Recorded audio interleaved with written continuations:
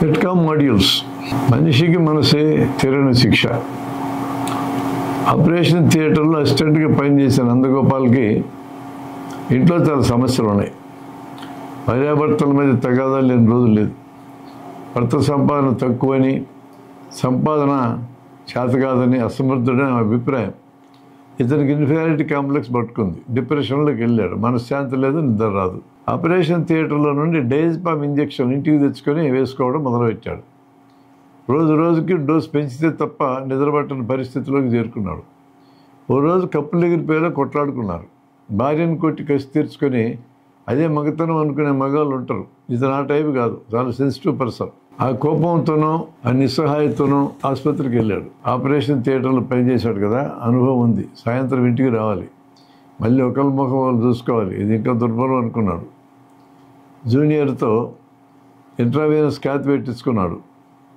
Theatre లోపలికి వెళ్ళి డైజపామ్ ఇంజెక్షన్లు break చేసి లోడ్ చేసి తనే నరంలోకి ఇచ్చుకున్నాడు. క్యాత్ పెట్టిన జూనియర్కి ఫోన్ చేసి నేను పోతున్నా అని చెప్పాడు. వెళ్ళి చూసేటప్పటికే పరిస్థితులు పరిస్థితులు పడ్డాడు. ఆసుపత్రిలోనే కాబట్టి, ఆపరేషన్ థియేటర్లోనే కాబట్టి కొద్దిసేపట్లోనే గొంతులో గొట్టమేసి వెంటిలేటర్ కనెక్షన్ పెట్టారు. వారం రోజులు అయింది. రికవర్ అయ్యాడు. బతికించగలిగారు. కానీ బ్రెయిన్ డ్యామేజ్ అయింది. సిటీ చేయించారు. గ్రే మ్యాటర్లో ఇన్ఫాక్ట్స్ ఉన్నాయని తేలింది. అందరినీ మర్చిపోయాడు. అన్నీ మర్చిపోయాడు, తన పేరు ఊరితో సహా. ఇక ఏ బాధ అతను దరిజారదు. ఇప్పటికి ఆయన సంపాదన ప్రస్తావనే లేదు. భార్య ఉద్యోగం చేసి సంపాదిస్తూ ఉంది. ఎంతకాలం ఎలా అంటే బతికినంతకాలం ఎలానే. అవునా? నందగోపాల్ ఎన్ని డైజపామ్ ఇంజెక్షన్లు వేసుకొని ఉండొచ్చు? గాఢ నిద్ర పోదాం అనుకున్నాడా? చచ్చిపోదాం అనుకున్నాడా? బెదిరిస్తుందాం అనుకున్నాడా? మనకు తెలియదు.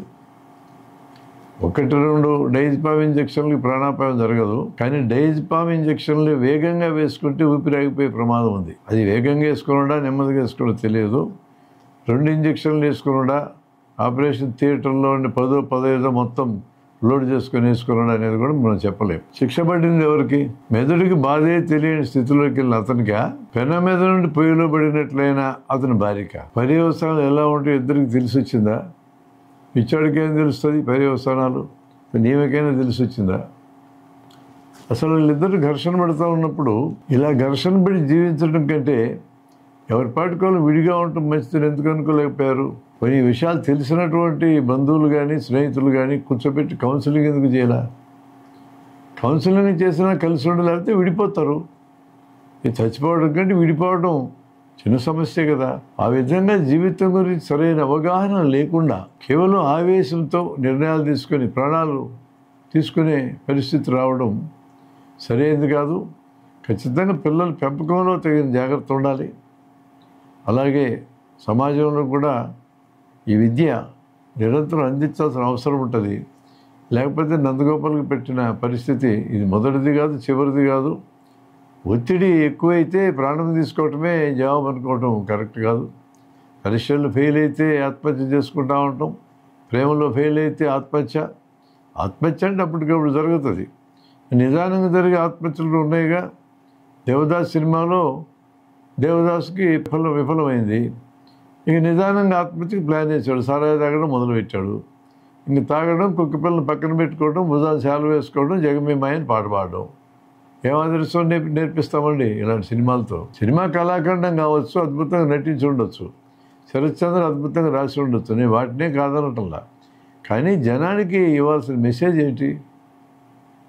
ఆయన కోసం ఆమె ప్రాణం ఇచ్చేసింది, ఇతనేమో ఆమె కోసం తాగి ప్రాణం ఇచ్చేశాడు. ఇలాంటివి నేర్పించడానికి సినిమాలు ఉపయోగపడకూడదు. కళాఖండాలు చెప్పుకోండి పక్కన, కానీ మెసేజ్ ఏమి ఇస్తారో చూడాలి.